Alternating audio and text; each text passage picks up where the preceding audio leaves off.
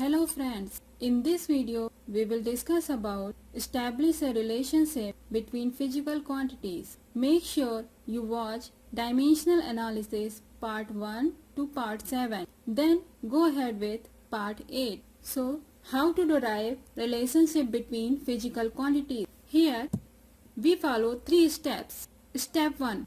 List all the variables and their dimensions. Steps: make an equation using unknowns a, b, c.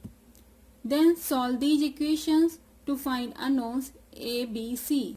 Let's take an example. Distance d depends on acceleration a and time t. Then we have to find a relationship between these physical quantities. So, here 3 quantities are given. First is distance d, acceleration a and time t. So, step 1. List all the variables and their dimensions. So first physical quantity is d, its dimension is L. Second is acceleration a and its dimension is Lt minus 2. Third one is time t and its dimension is capital T. So we have listed all the physical quantities or variables.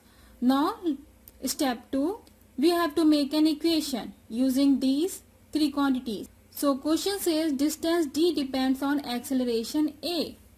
So that means distance d is proportional to acceleration a. Distance d also depends on time t. So it's also proportional to time t. Here we will put unknowns. We put power of acceleration as a and power of time is as b. We can also write the same equation using proportionality constant.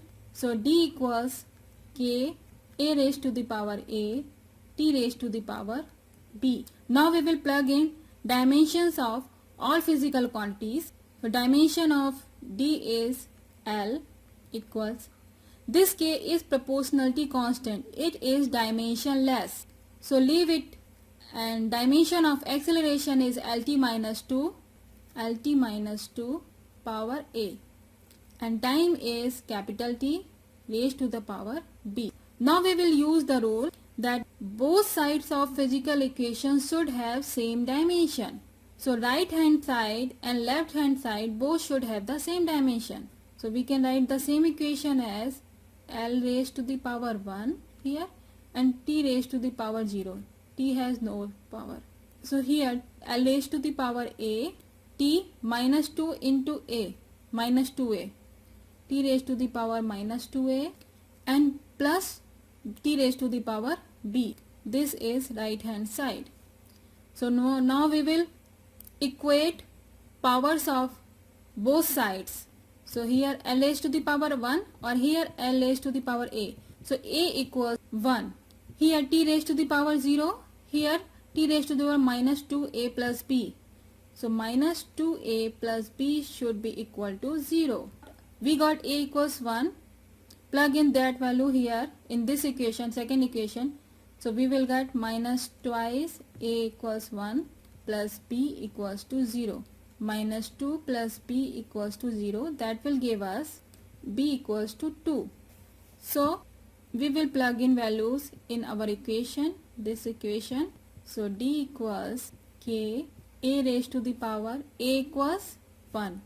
A, that a would be a, and t raised to the power b, so b equals to t square. D equals k a t square. This is the relationships. Here k is the proportionality constant. It can have any value. We cannot find its value using dimensional analysis. Let's take another problem. Here time period of a spring T depends on mass m of the object and spring constant k.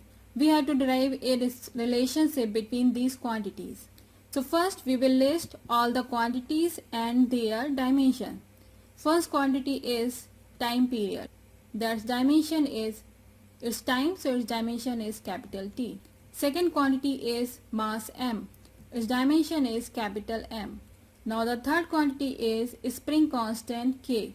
If you remember dimension of a spring constant k, you can write it directly here, but if you don't remember. In that case, you need to derive. So for that, we are going to use the formula F equals Kx, formula of spring force. Rearrange this formula. So K equals F over X. F equals ml t minus 2. X is the position, so it would be L. L would be cancelled out, so its dimension is mt minus 2. So step 2, let's make equation. So t, time period, depends on mass m. Its power is a, that's unknown, and also spring constant k, and its power is b. A and b are unknowns, we have to find them. So we can write the same equation as t equals k m raised to the power a, k raised to the power b. So here k is the proportionality constant, this one, and this k is spring constant. Just don't mix them up. So let's plug in dimension of each quantity. For t, it's capital T.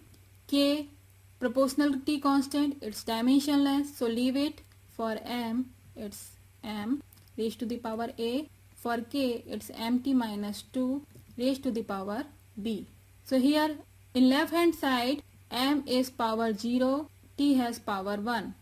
Here m raised to the power a, and this one m raised to the power b, and t raised to the power minus 2b.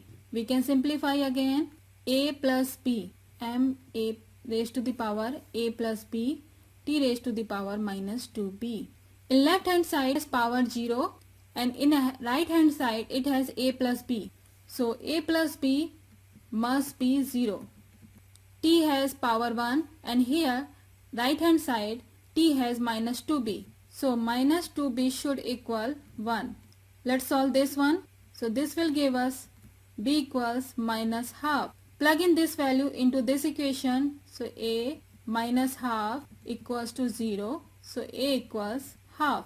We got the values of a and b solving these two equations. Now plug in these values in this equation. T equals k is the proportionality constant, m raised to the power half, and k raised to the power minus half. You know half means square root. So that means k root m. This is negative half. That means root k but in the bottom. Negative power means k is in the bottom, and half means square root. So we got the equation t equals k root m over k. That's the answer. We got the answer as t equals k root m over k. Here this k is the proportionality constant. Generally we know this value is k equals 2 pi. If we know the original equation, you know t equals 2 pi root m over k, actually 2 pi. We can find this value, this 2 pi, only doing experiments. Means we can do the experiments like spring experiments, and there we can find this k is actually has the value of 2 pi. We cannot find this value using dimensional analysis. So the only way to find k is by doing experiments. Here is the question of the day. Solve this question to see if you get right answers. Answers are given below in description box. If you have any question in this topic, you can ask your questions in the comment box given below. Thank you.